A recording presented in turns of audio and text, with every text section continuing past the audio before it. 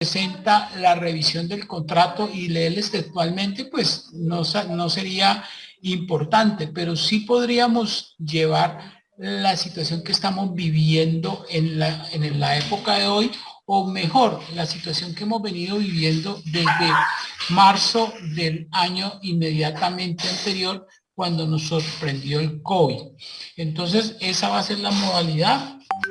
Indicarles pues que tanto en la situación de la pandemia como hoy, con este paro que ya hoy estamos completando los 24 o 25 días y que parece ser nos va a llevar un poquito más, o de pronto lo que quieren llegar hasta una especie de un mes con un sofisma realmente incierto. Y es que me excusan, hago un paréntesis y me salgo de esta temática. Yo no sé de dónde se han inventado que si dura un mes el paro hay que cambiar la constitución. Eso es completamente falso, incierto, y que seguramente lo he pensado yo. Lo único que buscan con este tipo de mensajes es medir la capacidad de reenvío de los mensajes, provocando a personas ingenuas o personas que reenvían todo sin leer, pero les van creando una cultura de desestabilización. Es completamente falso, falso de toda falsedad, que podemos durar un mes, 2 meses, 3 meses, y por ese solo hecho no se cambia la Constitución. Quienes tengan la menor duda relacionada con esto, los invito a leer 6 artículos de la Constitución Política, que es el 374 hasta el 380, y ahí les dicen paso a paso cómo se cambia la Constitución. Igualmente el artículo 155. Bueno, en este término de ideas le quiero contar que el Código Sustantivo del Trabajo prevé 2 figuras que pueden ser de aplicación inmediata cuando sobrevengan hechos que no están contemplados dentro de la normalidad. Y uno es la revisión del contrato y el otro es la suspensión del contrato y los efectos que esto trae. Cuando nosotros queremos ver esta temática, sencillamente vamos al Código Sustantivo del Trabajo y leemos 3 artículos, el artículo 50, 51, 52 y 53. Y allí encontramos todo lo referente a la revisión del contrato.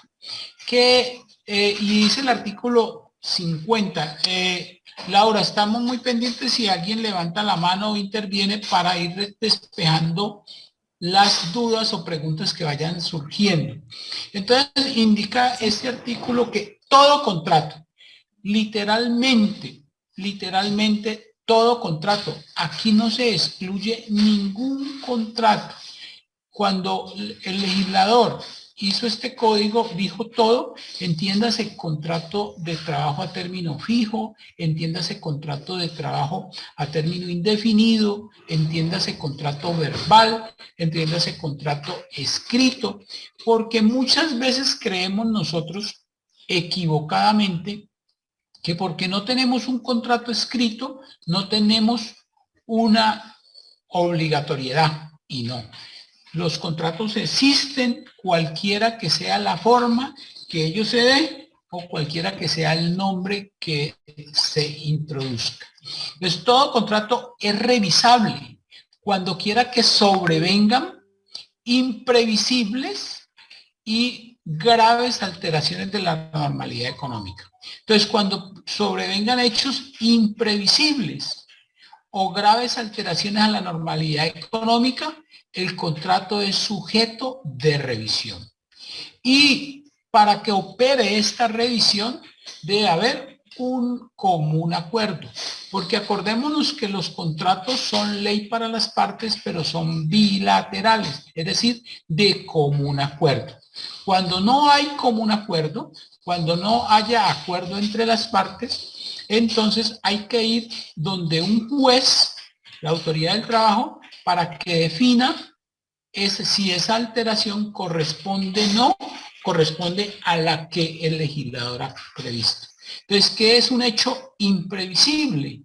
Pues que me coge de sorpresa o que no estaba previsto y graves alteraciones a la normalidad económica.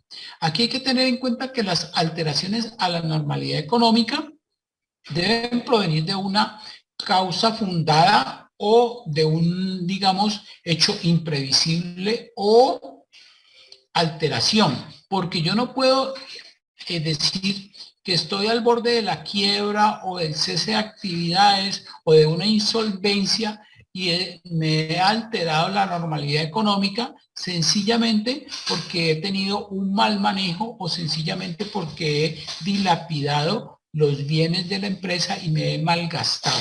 Entonces, por eso, cuando nosotros vemos en cualquier tipo de intervención una cópula y me está diciendo que son las dos. Cuando vemos la O, es la una o la otra. Sobrevengan imprevisibles y graves alteraciones a la normalidad económica. Entonces, primer punto, todos los contratos son revisables cuando sobrevengan esta situación y en esa revisión debe haber una comunidad o un común acuerdo. Cuando no existe común acuerdo, entonces se le pide a la autoridad correspondiente que dirima esa diferencia. No sé si hasta aquí hay algún tipo de pregunta o alguna intervención.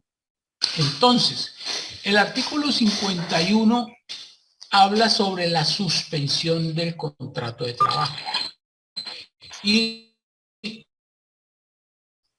hay que venir y tenemos que tener en cuenta estas que trae el 31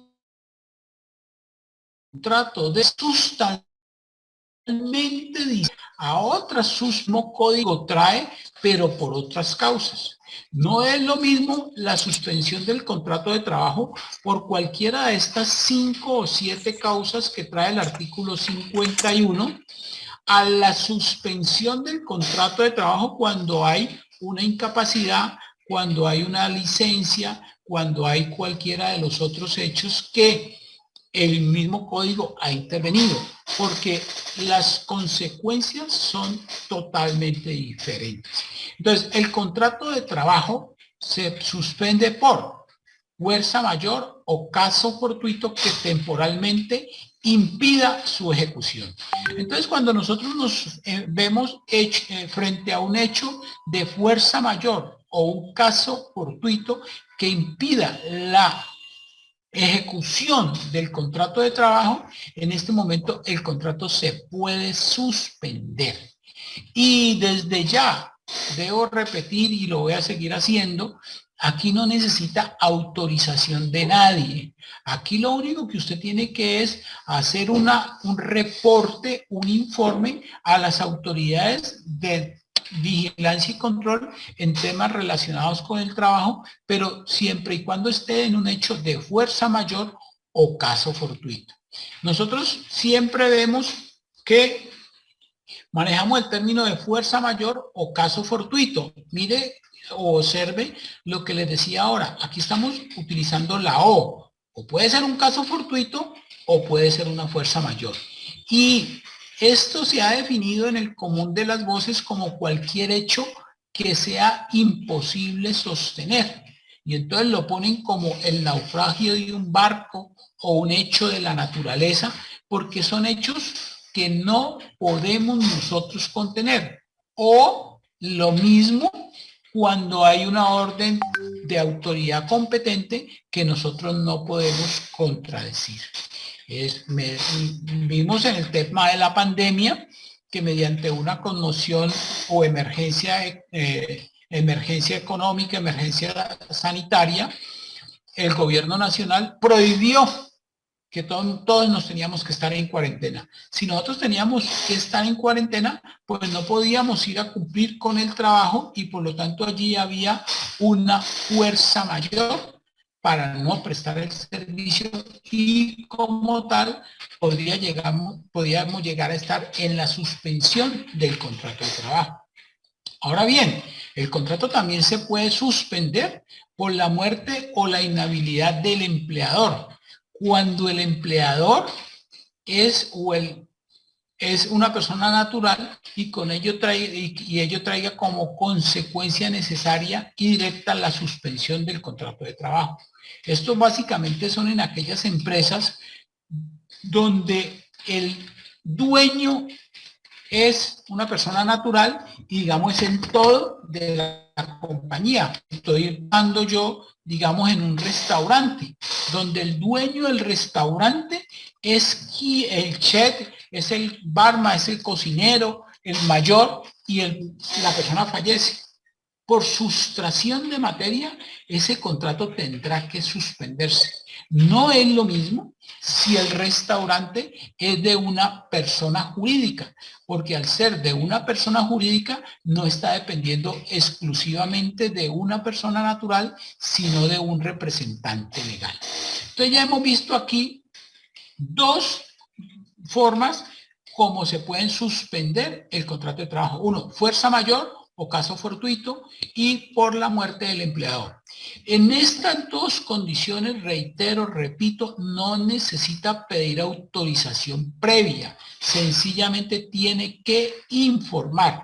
Entonces nosotros empezamos a leer cosas como, por ejemplo, en el momento en que nos encontramos hoy, 24 días en un paro donde están los bloqueos de la vía, donde no hay transporte público y cantidad de cosas que en veces es difícil soportar.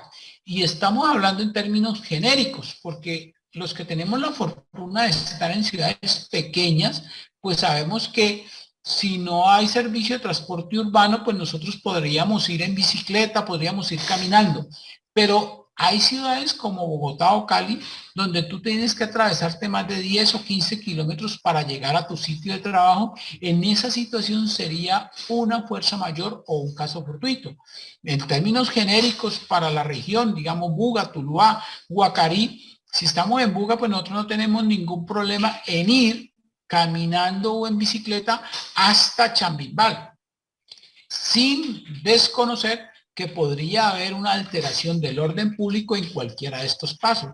O si estamos en Tuluá, ir hasta Nariño, o si estamos en Guacarí, ir hasta Guavitas, o si estamos en Yotoco, ir hasta Mediacanoa. En esos términos, digamos que ahí no va a operar la fuerza mayor del caso fortuito, reitero, únicamente respecto del transporte, pero ya se me van a decir, no, lo que pasa es que hay una zonada, hay un mitin, hay una manifestación y por lo tanto yo no puedo pasar por X o Y punto, allí sí estaríamos bajo la medida de fuerza mayor o el caso fortuito.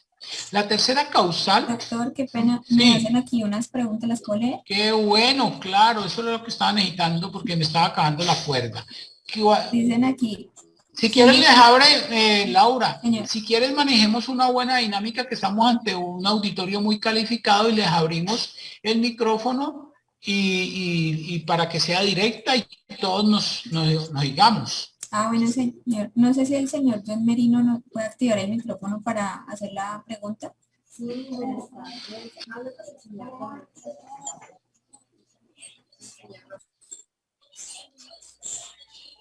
señor John, lo escuchamos. Aquí veo que ya activó su micrófono.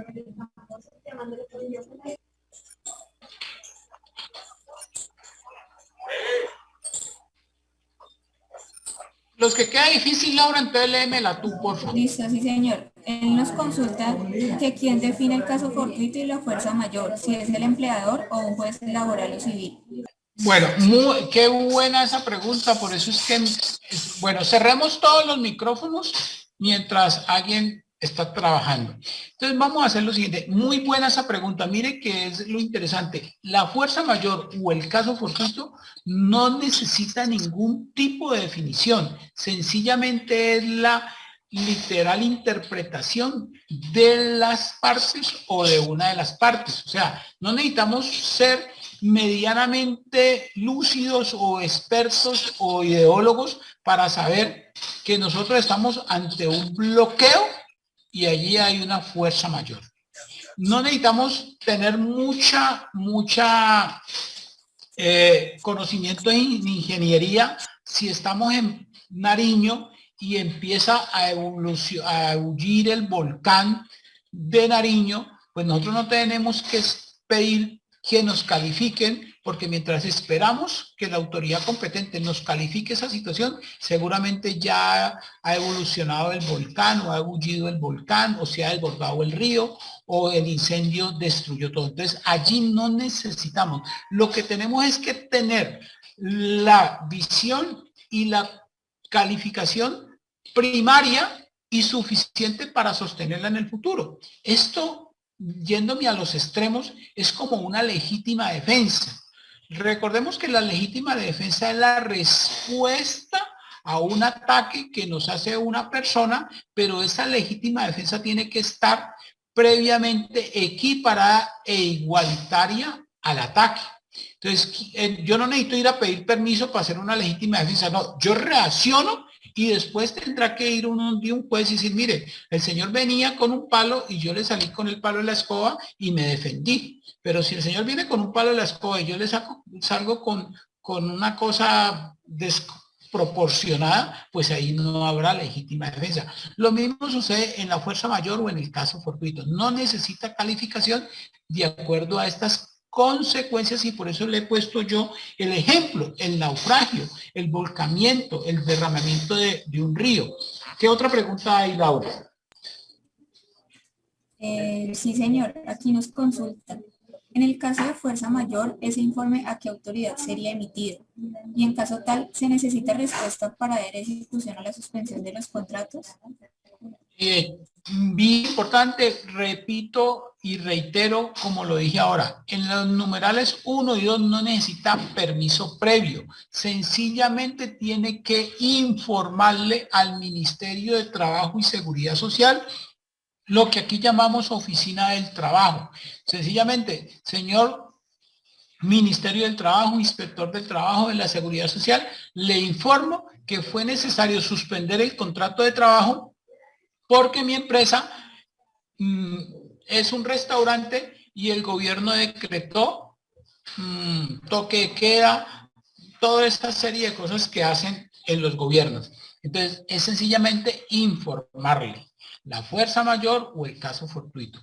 Señor, le reporto que tengo que suspender mis contratos de trabajo porque yo tengo una granja y llevo 28 días sin recibir alimento y todas las aves fallecieron y tengo mi granja pelada. Entonces, le estoy contando, no debo pedir permiso, sencillamente estoy informando. ¿Qué otra pregunta hay? Si quedan dudas, me repiten, porque lo que queremos es que quede muy claro lo que vamos a decir. Listo, sí, señor. Aquí también nos consultan. Si el empleador debe suspender el contrato de trabajo por caso fortuito, ¿está obligado a pagar indemnización? Repíteme esa que es de extremada importancia. Si el empleador debe suspender el contrato de trabajo por caso fortuito, ¿está obligado a pagar indemnización? Mire la pregunta que me están diciendo tan interesante. Ojo, estamos hablando de suspender el contrato de trabajo. No estamos hablando de terminación del contrato de trabajo. Entonces, ahora que terminemos este artículo 51, vamos a ver los efectos de la suspensión del contrato de trabajo. Pero recuerde, la suspensión se suspende, no significa terminación. La suspensión no genera ningún tipo de indemnización. La terminación sin justa causa genera indemnización. Pero desde ya quiero decirles, no es lo mismo terminar un contrato que suspender un contrato. El término suspender es dejar allí para reanudar. Terminar es que no vuelve a ver. Cuando usted entra a un quirófano, le suspenden temporalmente con una cosa que llama anestesia. Pero muy distinto es que deje de respirar porque ahí sí no puede volver a reactivarse. Continúe. Doctor Harold. Lo escucho fuerte y claro. Doctor Harold, mucho gusto. Le saluda Rey García. ¿Cómo está? Doctor, mucho gusto. Qué honor estar usted aquí en este chat. Dios le bendiga. Doctor Harold, me gustaría que hiciéramos una precisión. Al momento de que se presente la suspensión, que ya usted lo aclara muy bien, que es completamente diferente de la terminación. Durante ese periodo de suspensión cesan obligaciones laborales como pago de salarios, prestaciones sociales, cotización a la seguridad social y demás. Sí, doctor Arley, estamos en el artículo 51 y inmediatamente pasemos al 53, vamos a decir los efectos o las características que tiene los efectos de la suspensión, sino que estamos aquí delimitando las causales para ahora sí pasar a ver cuáles son las consecuencias de esta suspensión, pero usted tiene toda la razón y en parte ya es la interpretación que hay que dar y la que trae el código. Muchísimas gracias. No sé si hay otra Muchas pregunta. gracias a usted, doctor Harold. Muchas gracias. Sí, señor. Doctor, aquí nos dicen, en caso de que no se pueda hacer el reporte, perdón, dice, ¿qué sucede si no se realiza ese reporte ante el ministerio debido a que la oficina en este momento no tiene atención en la ciudad? Mira, ahí estaríamos ante un nuevo caso fortuito o una fuerza mayor. Si tú no tienes atención, aunque eso es parcialmente cierto, nosotros no podemos seguir viendo con los ojos de lupa que podemos tener. No, acordémonos que esta virtualidad y esta pandemia nos ha bendecido y quiero decirlo aquí como debajo de la ruana. Buga ha tenido muchas situaciones, no sé cómo decirlo para que no se me vaya a malinterpretar, con esta situación de este bendito paro que nos ha traído malas consecuencias para algunas cosas, pero nos ha dejado una visión muy grande de lo que tenemos en Buga. Era ese león dormido que todos los bugueños sabíamos que teníamos, pero que no lo habíamos explotado. Entonces no nos cerremos a pensar que es que si yo no puedo ir a la calle Quinta, no, acordémonos que eso ya desapareció. La presencialidad hace rato murió y descansa en paz. Hoy tenemos la virtualidad y todas las entidades tienen un buzón de comunicación. Entonces, cuando tú necesitas comunicarte con el Ministerio del Trabajo, no te ubiques en esa oficina de la calle Quinta con carrera 12 que permanece cerrada, porque desafortunadamente casi todas las dependencias del Estado permanecen cerradas, así la puerta está abierta, hay un funcionario allí, sino que tienes que escribir y mandarle al Ministerio del Trabajo, que la entidad o la persona que lo reciba le tendrá que dar el curso al competente y tú ahí quedas con tu reporte. Entonces no vas a esperar que te abran la puerta ahí en la carrera 12 con calle Quinta, porque seguramente nunca te la van a abrir cuando tienes un buzón electrónico para mandar la notificación. Y así es en todo. Ayer precisamente, hoy es 21, el 18 se firmó el decreto 526 que permite la firma virtual en los contratos de trabajo. O sea, ya ni siquiera para firmar un contrato de trabajo necesitamos vernos la cara. Sencillamente usted me lo manda, yo le firmo y ya queda válido. Y todo lo hacemos por internet porque esto es lo que se está tratando de generar y esta es la cosa positiva de la pandemia. ¿Más preguntas? Bueno, entonces... Sí, señor, qué pena. Hágale, Laura. Nos dicen que si se debe pagar seguridad social en la suspensión del contrato. Sí, la respuesta es sí, y si me regalan yo salgo de estos punticos, les digo las consecuencias, pero la respuesta es sí, se tiene que pagar la seguridad social y ahora les digo por qué interpreto así. El artículo 53 dice por causa de muerte y ahora les digo por qué sí se debe pagar la seguridad social en ese aspecto. Bueno, si hay preguntas relacionadas con las causas de suspensión o la interpretación, y ahora nos metemos a ver las consecuencias de la suspensión, me tiene que pagar, no me tiene que pagar, el contrato se termina, no se termina, para que nos salgamos. La tercera causa de la suspensión, igual ahí tenemos al doctor García, si algo usted considera prudente en el momento oportuno de complementar alguna situación que usted de su experiencia, con muy gusto y queda abierto el micrófono, doctor Garley García. Por suspensión de actividades o clausura temporal del establecimiento de negocio, en todo o en parte hasta por 120 días por razones técnicas o económicas u otras independientes al empleador. En esta causal sí se debe pedir autorización previa. Volvamos a leer. Tercera, el contrato se suspende por suspensión de las actividades o clausura temporal de la empresa, establecimiento o negocio. Miremos que nosotros estamos hablando aquí de tres cosas que muchas veces nosotros no conocemos bien o no interpretamos bien. Una cosa es el negocio, otra cosa es el establecimiento de negocio o el establecimiento y otra cosa es la empresa. La empresa es el conjunto total. El negocio es un punto pequeño de venta. Para mirar con ejemplo y sin que esto se vuelva pauta publicitaria, yo puedo ver Matpollo.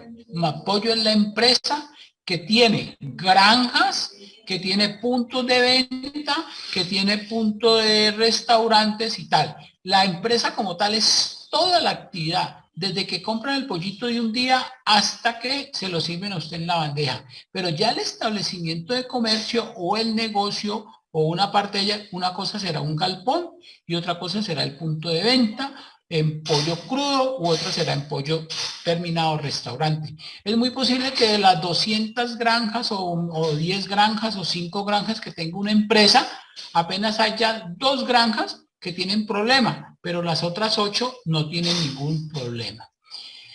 Entonces, en todo o en parte hasta por 120 días por razones técnicas o económicas u otras independientes de la voluntad del empleador mediante una autorización previa. Entonces, cuando usted tenga una situación de esta naturaleza, allí sí tiene que pedir autorización para suspender hasta por 120 días y usted le tendrá que explicar al Ministerio del Trabajo cuáles son las causas por las cuales usted tiene que suspender. La cuarta es por licencia o permiso temporal concedido por el empleador al trabajador o por una suspensión disciplinaria. El contrato se suspende cuando usted pide una licencia. El contrato se suspende cuando usted pide un permiso y esos permisos son de tal naturaleza que son no remunerados. En ese momento hay una suspensión. Aquí hay dos condiciones siguientes y una es cuando el trabajador es llamado a prestar el servicio militar, pues situación que es digamos un poco difícil de que suceda porque entendemos que pues la persona que está prestando un servicio militar es una persona que tiene más de 18 años y en la cabeza de nosotros tenemos que no la hemos podido erradicar, que para poder usted entrar a trabajar en una empresa tiene que tener libreta militar. Y resulta que esa libreta militar no sirve para nada. Incluso la normatividad ya indicó que para laborar no necesitaba la libreta militar. Sin embargo, si una persona que está trabajando en una empresa lo llaman a prestar el servicio militar, el contrato se suspende hasta por el término que dure de prestar el servicio y le dan un término de 30 días para que se incorpore una vez termine de prestar el servicio militar. Una detención preventiva, usted lo detuvieron y mientras usted le definían su situación o por arresto correccional hasta por 8 días, su contrato se suspende. Si pasa estos 8 días, el contrato ya no se suspende, sino que se termina por una justa causa. Y este último punto que dice por huelga declarada está condicionado por la Corte Constitucional. Entonces, básicamente, para lo que nos interesa en el día de hoy, son las numerales 1 y 2.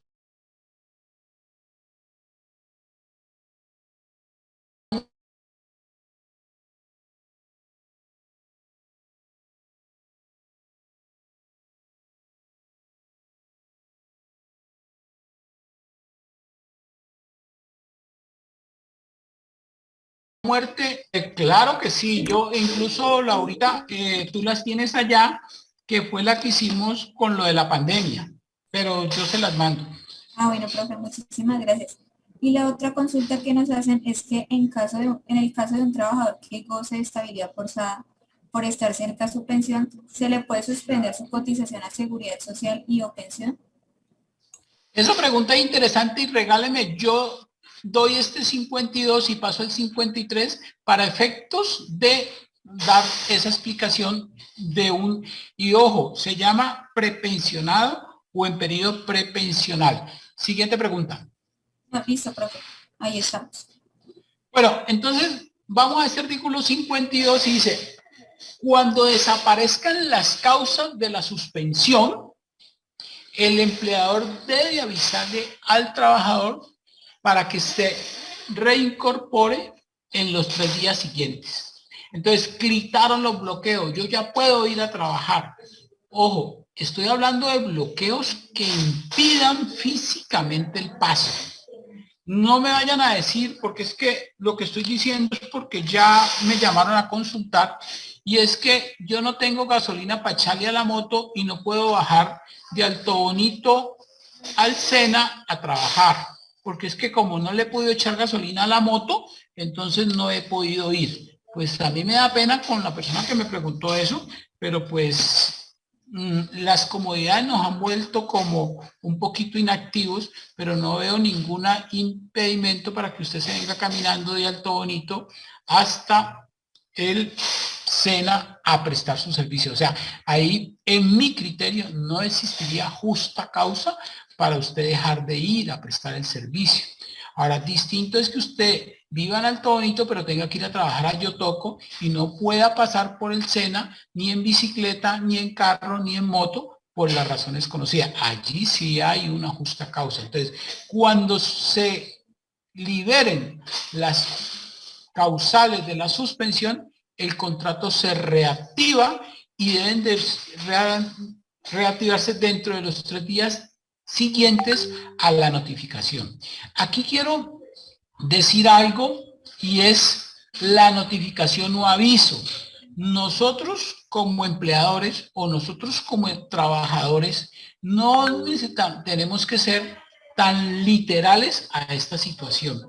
Entonces, el empleador muchas veces no te llama o el trabajador nunca te va y dice, no, como usted no me había, ¿cómo así que el paro ya se acabó? De hecho, no me daba cuenta que el paro se acabó.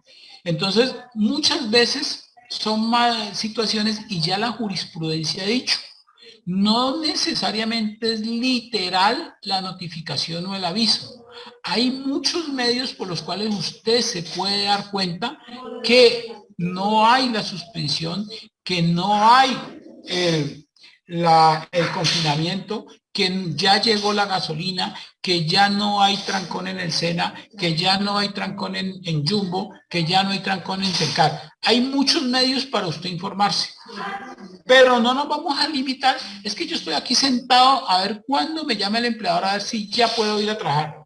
No, esto es de parte y parte. La norma, artículo 52, dice los días siguientes a la notificación o al aviso. Pero ya la jurisprudencia ha dicho que esa notificación o aviso se puede dar o suplir mediante algún medio. Entonces, mediante notificación personal o avisos publicados no menos de 2 veces en un periódico de la localidad y debe admitir sus ocupaciones anteriores. Entonces, no nos vamos a sentar a esperar a ver si me llaman. No, es que mire que se me dañó el celular y como yo no tenía celular, entonces, ¿dónde me iba a llamar? Y no me fueron a avisar a la casa. Ojo con esa partecita. Terminamos las causales de suspensión y la reanudación. Cuando terminen esas causas que afectaron la normalidad, se reactiva el contrato de trabajo. Ahora sí, ¿cuáles son las consecuencias o los efectos de la suspensión? Las consecuencias primeras y válidas son, la más importante, usted no presta el servicio. ¿Listo? Claro, usted no presta el servicio, trabajador. Pero yo, empleador, no te pago porque no hay servicio. Las consecuencias de la suspensión del contrato de trabajo, se interrumpe para el trabajador la obligación de prestar el servicio y para el empleador la de pagar los salarios durante ese día que se generó la suspensión. Claro, esa primera parte. La suspensión del contrato de trabajo genera que no se paga el salario, pero tampoco se presta el servicio. Y en esto tenemos que ser categóricos.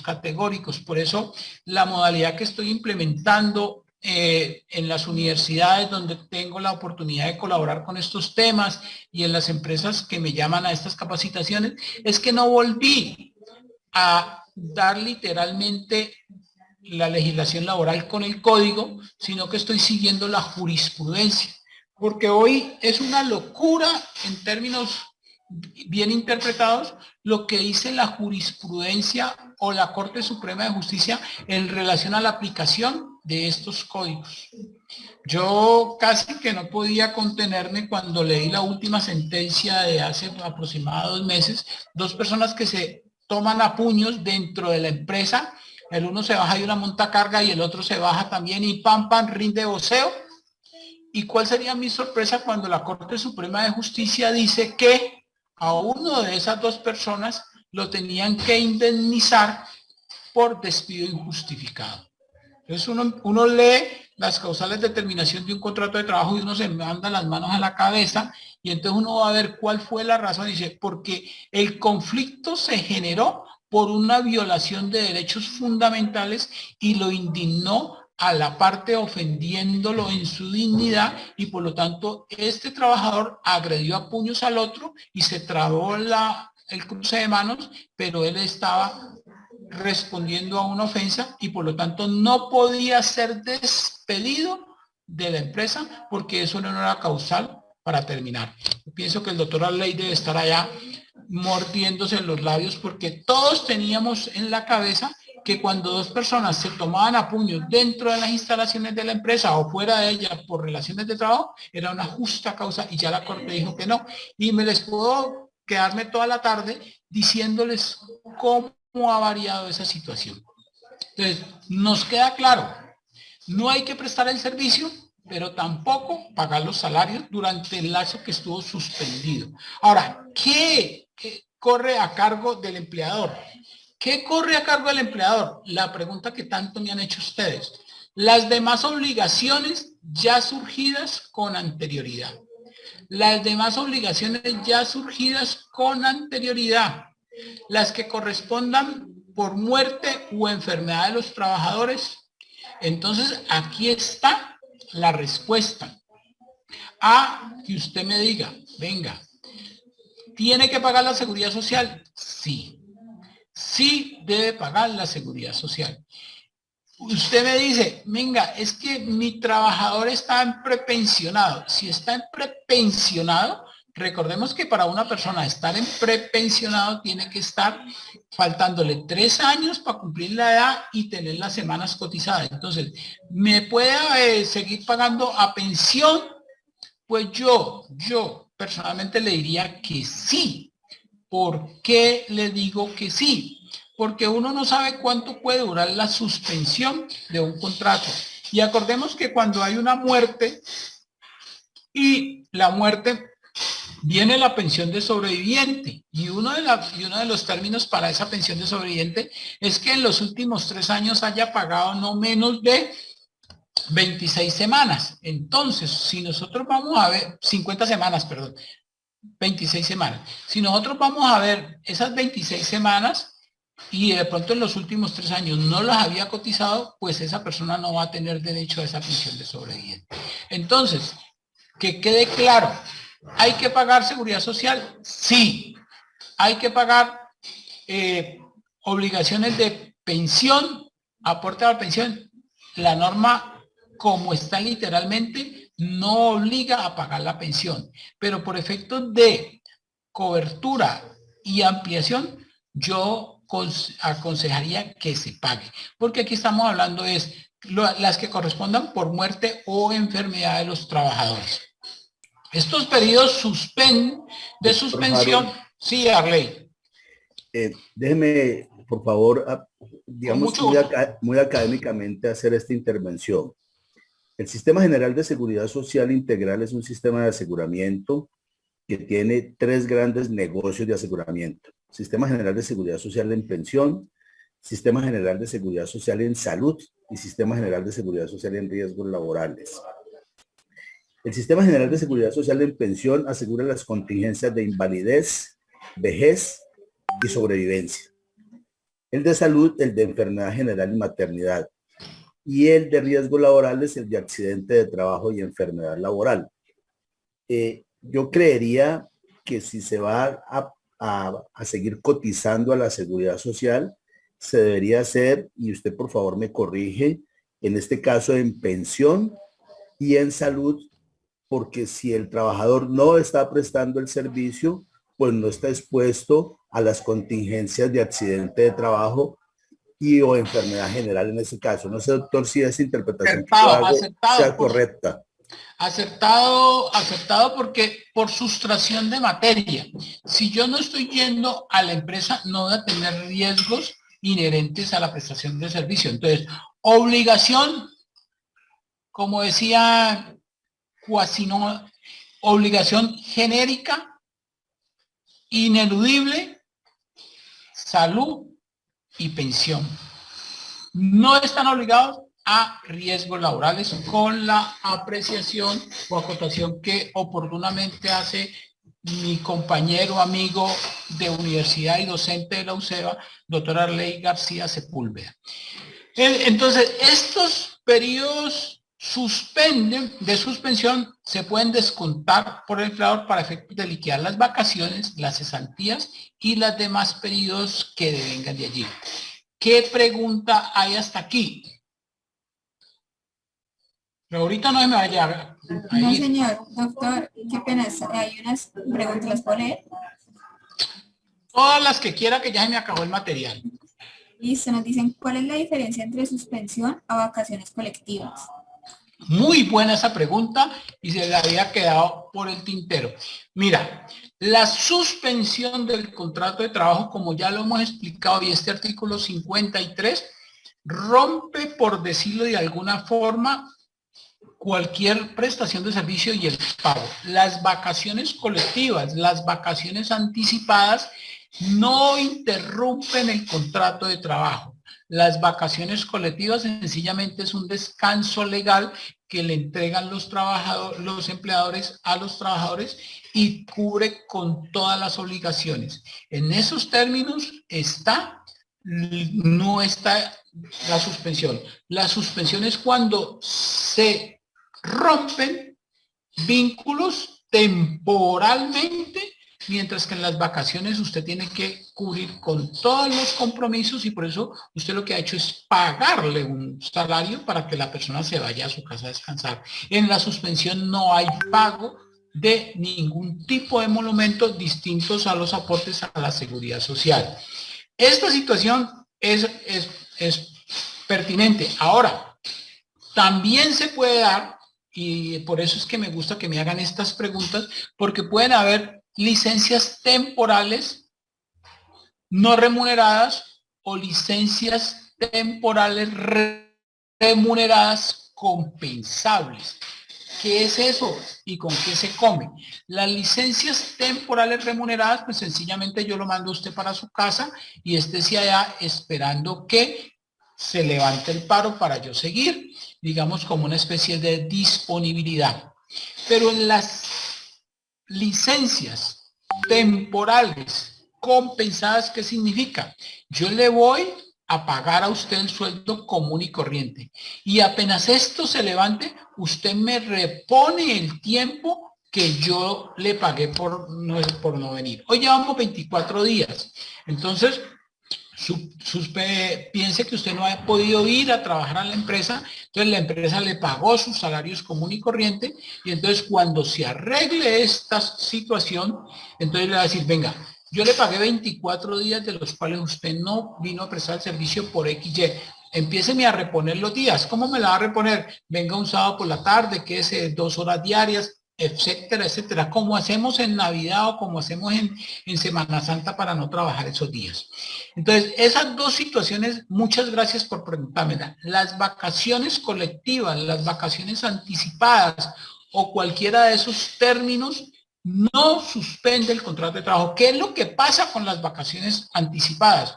Que el empleador corre un riesgo de que si el contrato termina antes de haberse consolidado la vacación anticipada, pues no le podrá hacer efectos de descontarle ese dinero que le pagó por las vacaciones. ¿Qué otra pregunta hay? Nos preguntan que si la suspensión del contrato afecta el pago de la prima legal. Mira, allí hay una incertidumbre muy grande, porque es que cuando tú lees el Código Sustantivo de Trabajo para efectos de la prima legal, dice que por los días efectivamente laborados. E incluso se dice que cuando por alguna falta, cuando por alguna causa un trabajador no vaya los 4 o 5 días de la semana, pierde el dominical, y al no pagarle el dominical, eso se le resta ya de la liquidación de la prima para efectos del cálculo. El código dice aquí, para efectos de la suspensión, entonces dice, se suspenden las vacaciones, la cesantía y la jubilación. Mire que el código en su artículo 53, y si usted lo baja de internet, no habla de la prima. Entonces creó o generó un vacío. En la ley laboral, los vacíos todos se resuelven a favor del trabajador.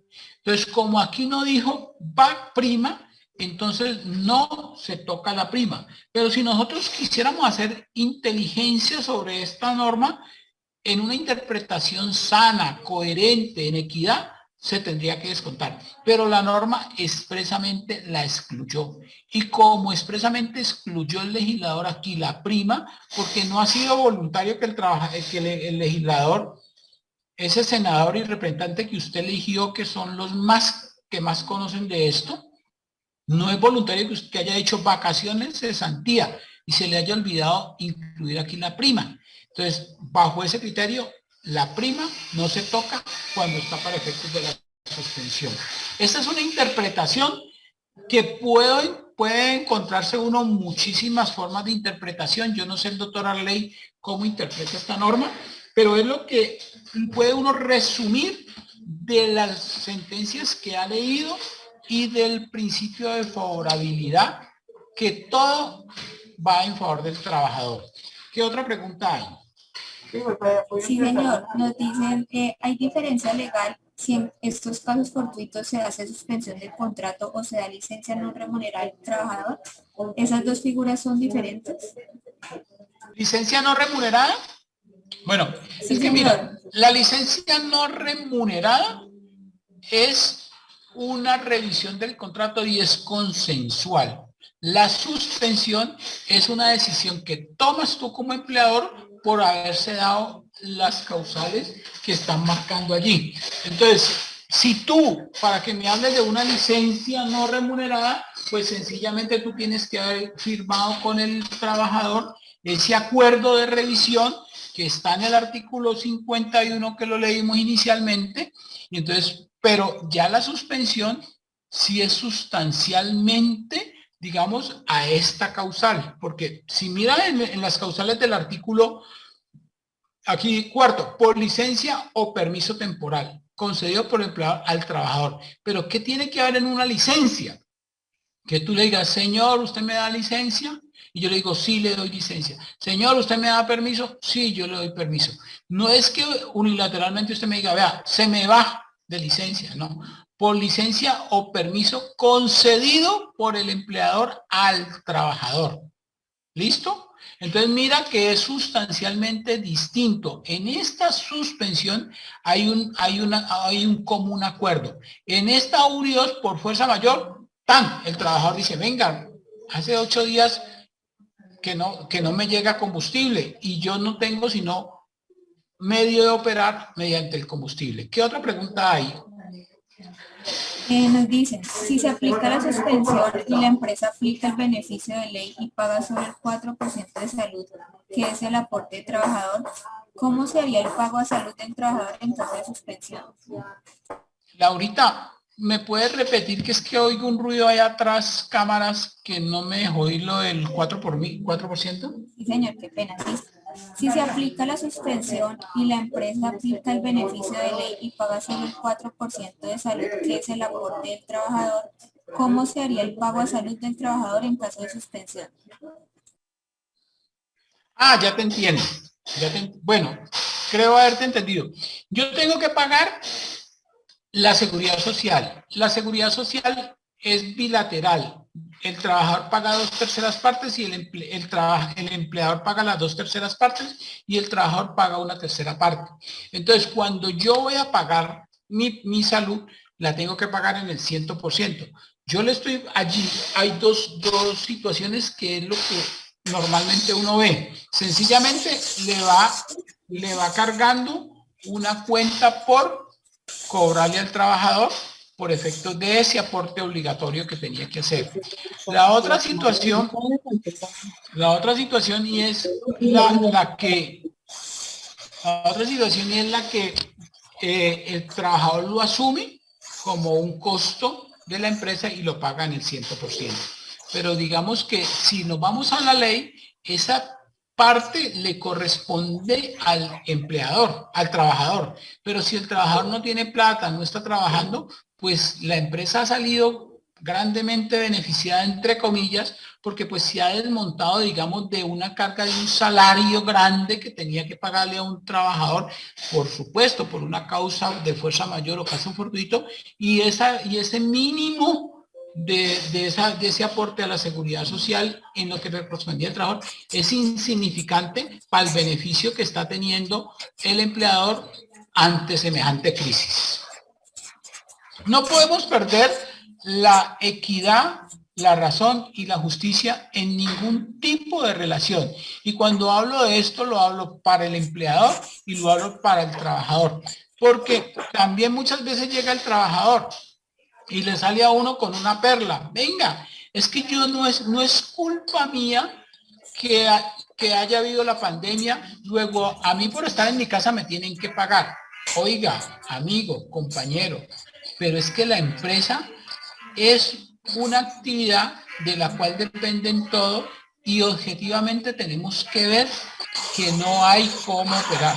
Dígame, hay un micrófono abierto. Dígame cómo hace un restaurante en plena pandemia, con prohibición para vender y atender, querer tener todas las condiciones para cubrir a sus trabajadores cuando no ha podido sacar un plato a la mesa. Entonces es bilateral. ¿Qué otra pregunta hay, Laura? Nos preguntan si durante la suspensión se pagan los parafiscales. Acordémonos que, bueno, antes de eso tenemos que tener en cuenta las situaciones que hay de parafiscalidad, ¿no? Recordemos todas esas normas que hay, que no las voy a traer en ese momentico, pero acordémonos que los parafiscales se pagan de acuerdo al valor de la nómina. Y la suspensión del contrato de trabajo, no hay nómina, 0 pesos. Luego, ¿cómo calculas tú un aporte a parafiscales? Salario que pagué por el 2%, por el 4%, por el 6%. Si mi base es 0 y le aplico el 2, le aplico el 4, le aplico el 6, el resultado será igual a 0. Doctor Harold. Siga, Arley. A propósito de eso que acaba de decir, muy acertado a mi manera de ver, me surge una inquietud. Con un criterio similar se establece el IBC, ingreso base de cotización para el pago del Sistema General de Seguridad Social. Sí. Entonces, en este caso, hablando especialmente de los trabajadores que tienen salario variable, durante la suspensión, yo cotizaría con el ingreso básico que tiene, me explico. Un trabajador puede tener un salario de 1.500.000 pesos y por horas extras, recargos nocturnos, dominicales y festivos, le da 2.200.000. En este caso, como hay suspensión, yo tomaría para efectos de esa seguridad social esa base o el salario mínimo legal mensual vigente si fuera el caso. ¿Es así? Es acertada la interpretación, porque recordemos que no tenemos básico, no tenemos valor. Entonces tomamos el básico de la persona o el mínimo legal. Y pudiéramos seguir pensando que como el trabajador no está recibiendo ingreso, pensaríamos que no hay que pagar la cuota aparte que le corresponde al trabajador por efectos de que no ha tenido ingresos. Pues ahí no se puede. ¿Por qué? Porque es que acordemos que la seguridad social es integral. O sea, cuando usted le aplica y al PIDA o a la planilla, le liquida sobre el mínimo el valor total y no mira si el trabajador aportó o el trabajador no aportó. Ven, es muy bien válida la interpretación del doctor Arley García en esos casos donde usted tiene unos salarios variables. Cuando usted no tiene unos salarios variables y está en suspensión del contrato, paga con el básico legal o con el básico del trabajador. ¿Qué otra pregunta hay? Muchas gracias, Arley. Doctor, nos hacen esta consulta. Con el fin de evitar despidos laborales, ¿es viable una modificación temporal del contrato de trabajo disminuyendo la jornada laboral a 4 horas, afectando directamente el salario al 50% de lo pactado? Entendiéndolo de la revisión del contrato y el mutuo acuerdo, ¿qué afectaciones se tienen a nivel de seguridad social y prestacional?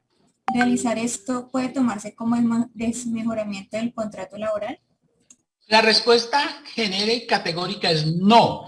No por lo que estamos hablando. La revisión del contrato es de común acuerdo y no hay mejoras no hay desmejora porque estás dando tu consentimiento y tampoco no hay detrimento porque tú estás trabajando el 50% del tiempo y te van a pagar el 50% del salario. Luego no hay desmejoramiento en el salario porque disminuyó el número de horas, pero tú estuviste completamente de acuerdo para esa parte. Entonces, la revisión, todo contrato de trabajo es revisable cuando quiera que.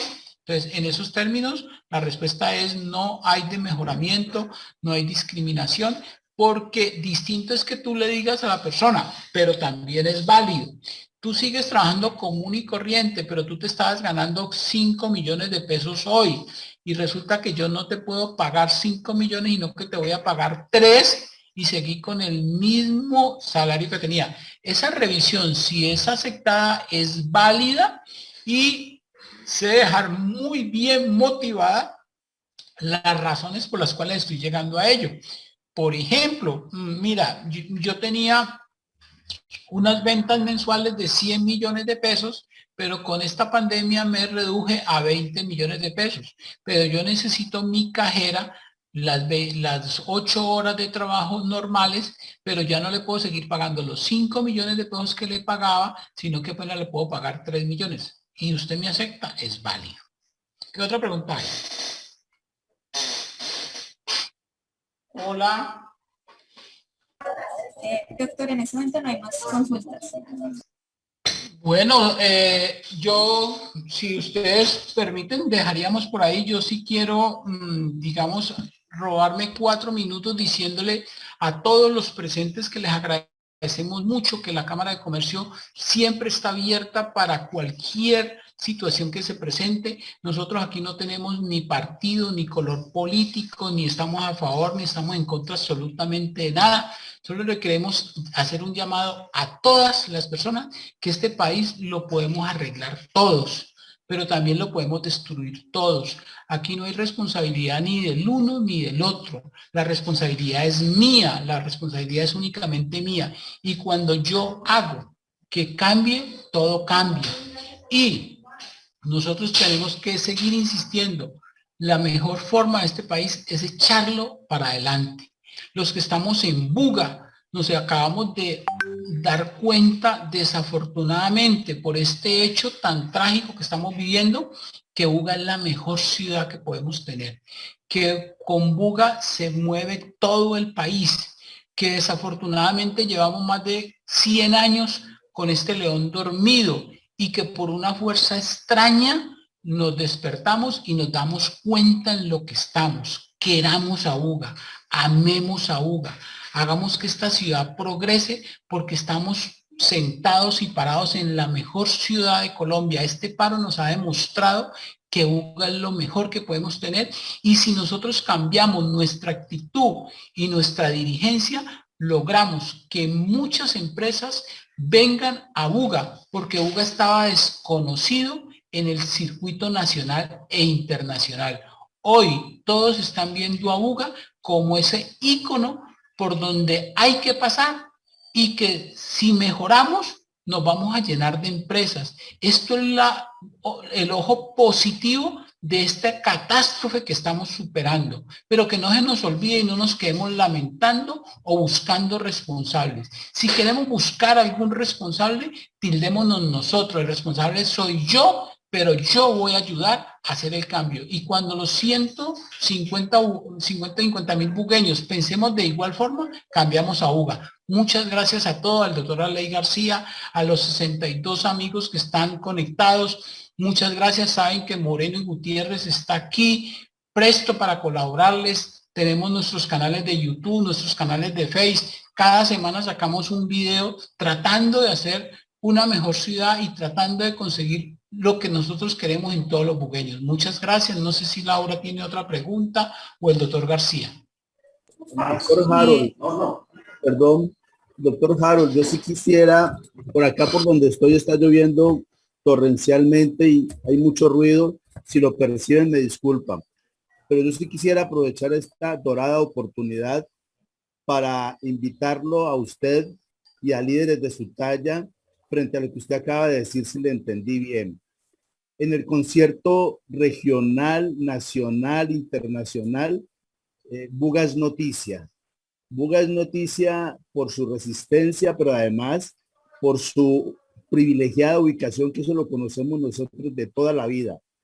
Pero este es el momento que convoquemos a un liderazgo cívico, a un liderazgo social, para volver a llevar a Buga a sus sitiales de ciudad industrial de Colombia, que eso nos serviría para la generación de empleo en la región, para fortalecer las arcas municipales, para generar condiciones y calidad de vida y para que le demostremos al mundo entero de qué estamos hechos los bugueños. Si yo lo entendí bien, doctor Harold, esa es su propuesta y si usted necesita un soldado para esa causa, cuente conmigo.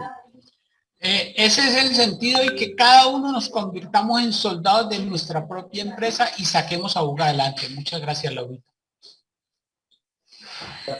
Bueno, muchas gracias, doctor. Muchas gracias desde la Cámara de Comercio por acompañarnos en este espacio.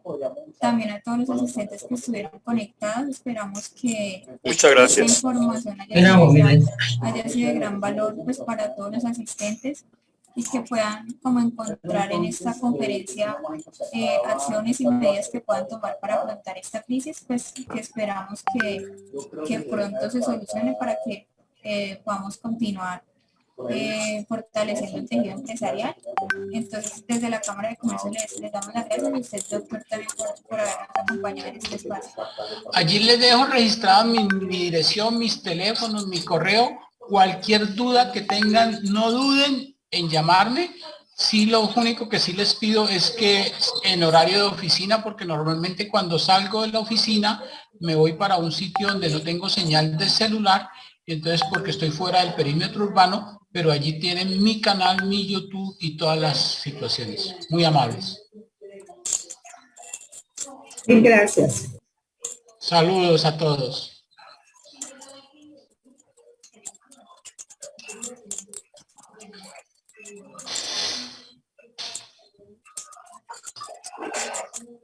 Bueno, Laurita, que estés muy bien. Hasta luego. Saludos al doctor Fabián. Claro que sí, doctor. Muchísimas gracias y un feliz día para todos los asistentes.